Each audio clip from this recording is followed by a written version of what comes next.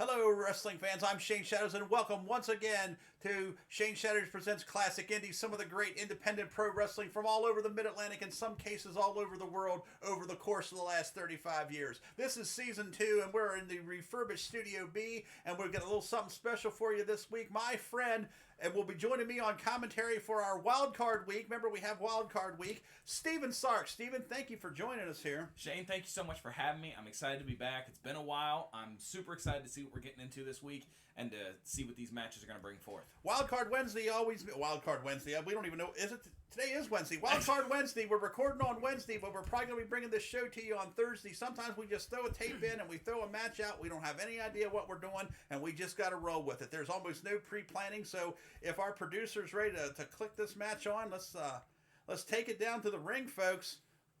Uh-oh. What do we got going on here? Hornswoggle before he got famous. Yeah, we got the drunken Irish leprechaun in the ring. I think he was the Irish leprechaun, and I'm just assuming hey, it's Tiger Jackson. All right. Oh, so we got a full midget match. Absolutely. I know that's not PC to say anymore, little person match, but these were billed as midget matches. This right? is 1992. It's a midget match. Yeah, I was gonna say. I think this is based on this is from the Neil Superior collection. I think this is Front Royal, Virginia, and it's April 1991. You got a decent house there. Yes, absolutely. Oh yeah, look, all the bleachers and everything. This is good on both sides. Yeah, this is a good house. It's a nice big venue, which anymore it seems like a lot of promoters are really afraid to book a big venue like this because you're not going to fill it up for the most part. So this is excellent to see this and to see these people excited about this kind of thing. I believe Rick Rude was in the main event this afternoon. I'd be excited to see it too. Yeah, Rick Rude, Tom Brandy. I got the whole card on. Again, this is all out of the Neil Superior collection that his mother, Pat Kirchhoff, has allowed me to borrow and replicate and bring so much of this great action to you here on the Independent Rewind. Tiger Jackson getting loose. Officially stronger than me. Dave the Wave is your referee. Tiger Jackson, you know who Tiger Jackson, who he later became? He was Dink. Really? Yeah, he was Dink. He was Dink, and the Irish Leprechaun here. Well, there were so many of those guys. I also have a lot of these matches, like with Little Louie. A lot of those guys did that deal with Lawler and the Dink Wink Pink and the Lawler's Army and all that great stuff. Collar elbow.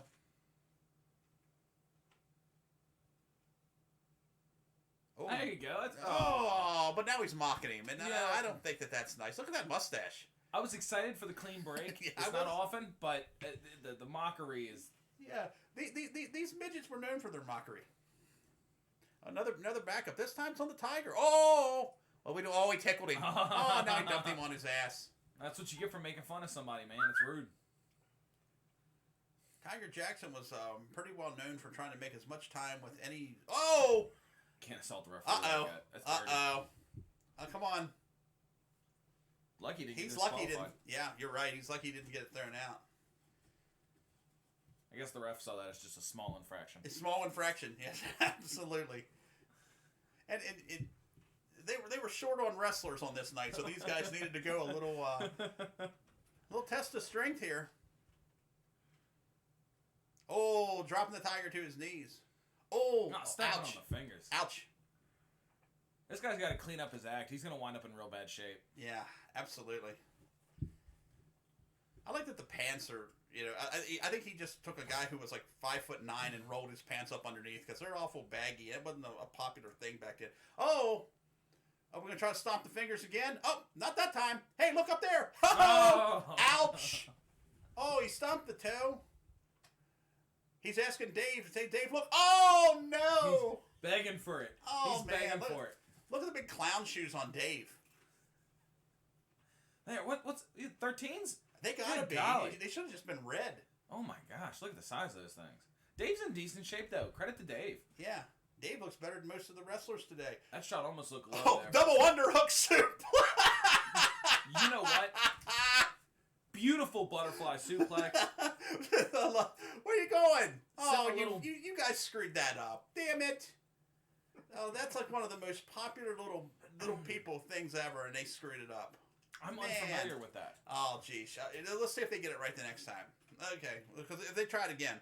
Oh, drop Beautiful kick by drop the kick. Tiger. Oh, and an elbow once, twice. See, now here it is. That's what they were There supposed you to go. do. 2, up and down. 1, 2, one more time. What do I do with him? Fuck you. Get out of my way. See, that's what they were supposed to do. And they, Yes! Tiger, they did it wrong. That's excellent. He tried to catch him, but Tiger rolled up out of the way. I think they're going to bring it back. I figured that's a favorite. That's so good. Really well done. The ability to go back and fix their mistake. Yes. God, what an entertaining a piece of art that was right there.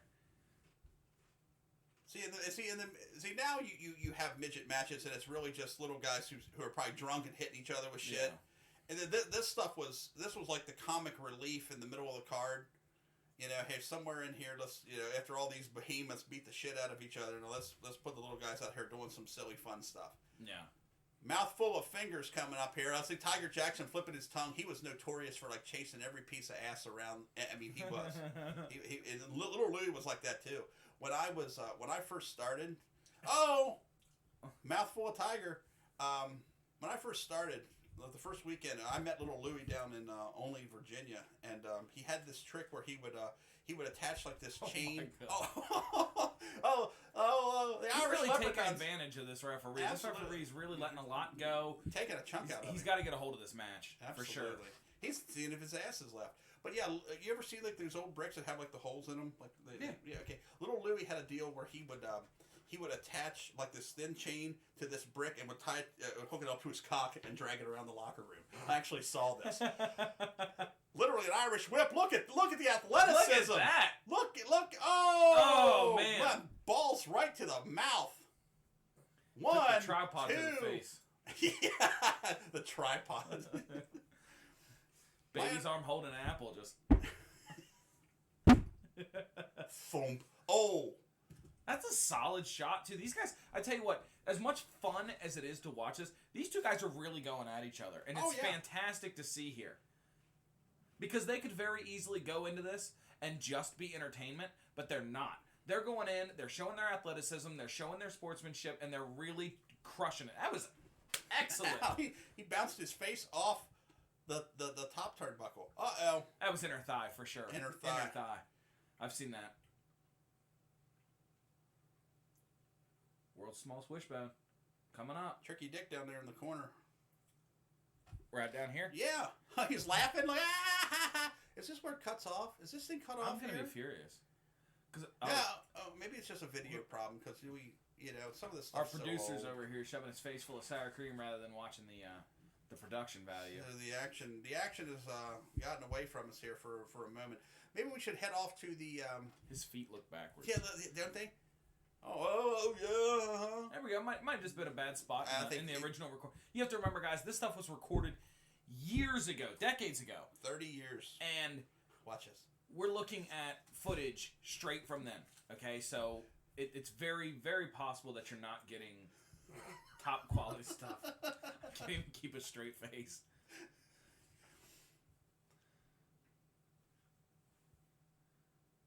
He can't keep a hand on this. No. How can you? How can you expect to? Now watch this. Here he goes again. Little front chancellor. Okay. Oh, he caught him that time. Oh, now Dave's pissed because Tiger's been whacking him in the back of the head. No, wait. See, he found a big woman. See, he always did. He's gonna take her home tonight. I think he like Eddie Money. Both of them, like the Rosado twins. Take her back to the trailer park. Yeah. Orville and Wilbur here sitting in the front row enjoying some laughs. Oh my, come on. Each and every one of these guys look like they're from the early 90s, late 80s. Yeah, absolutely. Each and every one of these guys, and it's amazing. Like every independent show used to look, the front 10 rows of the bleachers always looked like a commercial for a Dodge truck. What are we off to here now? It's wild card day. Let's do it. It's wild card day. Let's rock and roll. What do we got coming to the ring here now? Pettit Dan over there. Taking up one of the house Ice Craig! I'm screaming in your ear, Steve. I'm sorry. No, tear it up. I just always have. Oh, it's Sunny Blaze, ladies and gentlemen. Sunny Blaze, a New York area favorite. I'll tell you what. This was a favorite look back in this day. You know, that you got the satin jacket. Yeah, the satin jacket, the trunks. Like this guy. First off, he looks like he's in great shape. Congratulations for that. Never heard of him though. I got to be honest. Well, there he is, ladies and gentlemen. It looks like he's running around in slow-mo. Chippendale Tom Brandy rejoining us here on Classic Indies. I said that's a name I'm very familiar with. Oh my God! But so I think some of the video stuff's just coming undone on us. I think we may have a hard time getting through this match. But look, 30-year-old VHS tapes transcribed to DVDs. What are you gonna do with it? I'm relatively certain maybe we're not even gonna be using these clips at all as things materialize. That's why he invited me here. We get Steve on camera. It's slow. It's like it's almost like it's like a workout video or something. You know, one of those montages.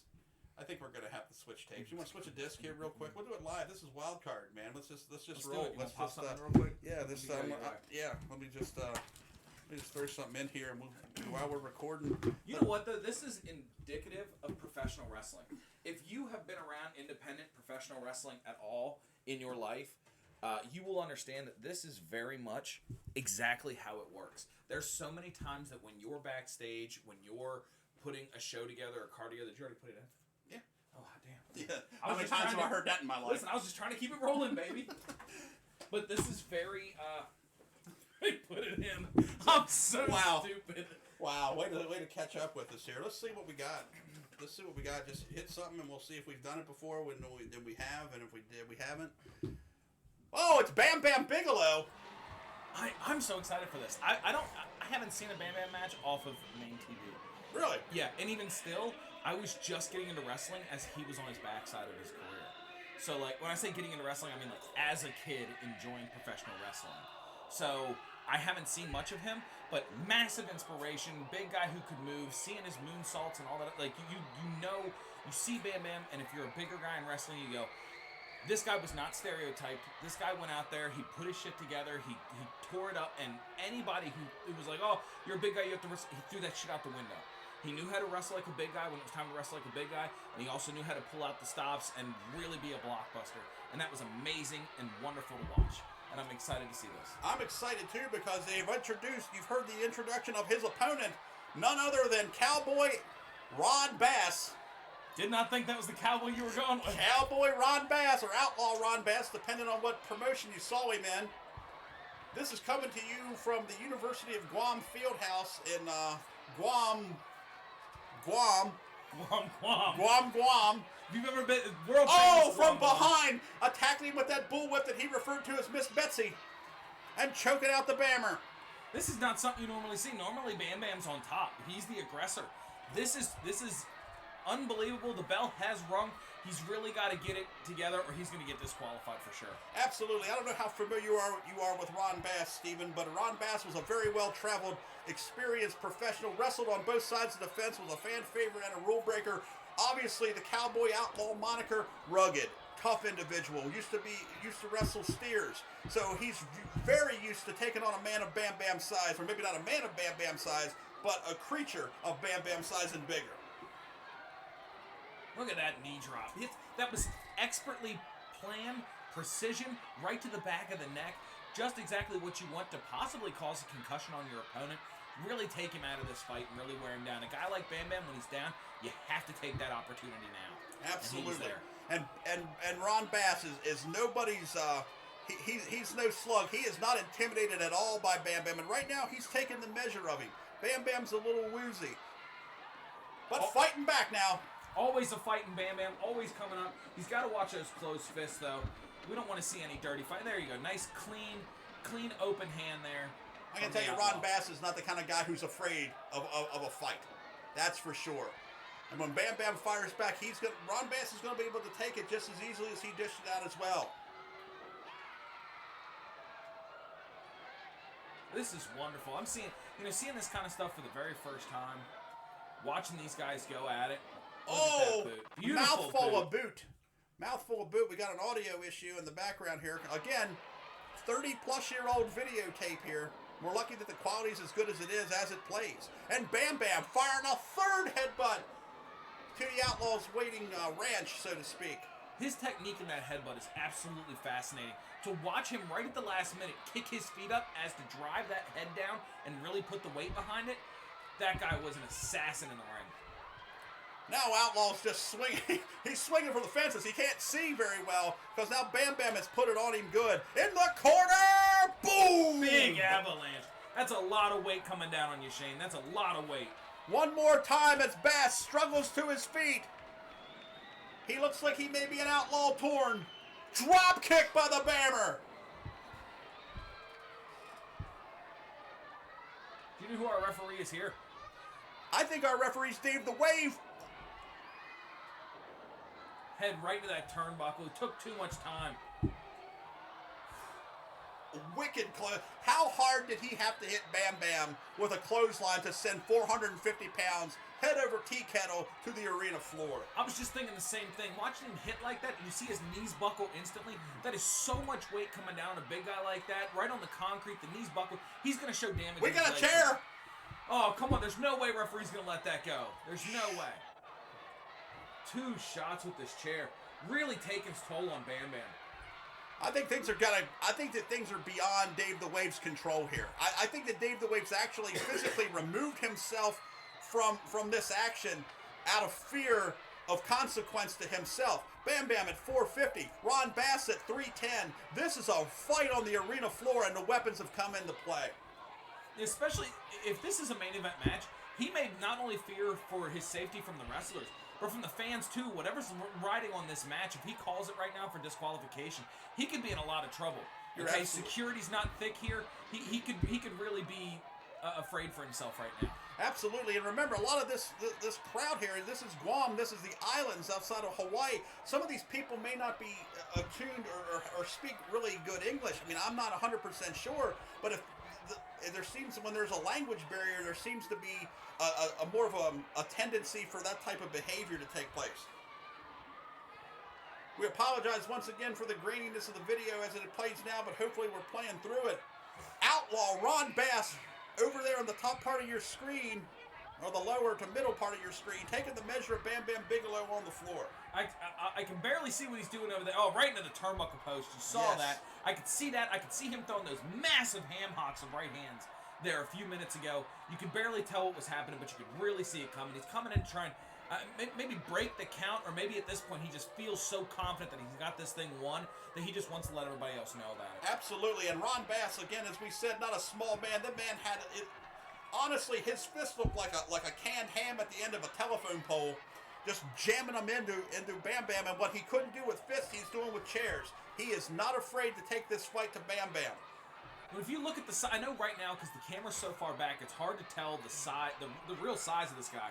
But he was just standing next to Dave. Dave is a very average guy, if not a little taller than average. He might have been, 6'1", 6'2". Yeah. And to see Outlaw stand beside him, he dwarfs him. Absolutely. He dwarfs him in height, in mass, everything. So this is not a small man putting these moves down and throwing these ham hocks and whipping you into stuff. This is a guy who could break you easily. Ron Bass, a former Mid-Atlantic champion, a former Florida champion, a former Southern heavyweight champion, managed by J.J. Dillon, had a lot of hard-fought battles with Dustin. And Bam Bam's back now. I'm going to cut off here. We're back in the ring. Irish whip.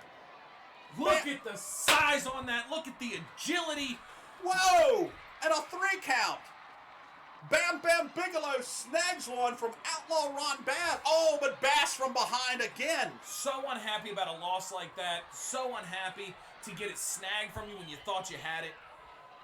We've all been there before, but this is uncalled for. This isn't necessary at all. And the fight continues.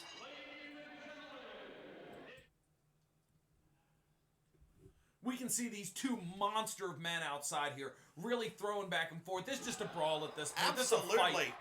Bam Bam snagged a victory there, but the fight is not over. They're out in the crowd, and people are following and chasing these 2 behemoths. That's all security. So I'm really concerned if off camera here, there aren't a lot of extra people who aren't supposed to be doing anything in this. If there aren't some fans who have joined in on this, because that was a lot of security going that way. There might be people in danger.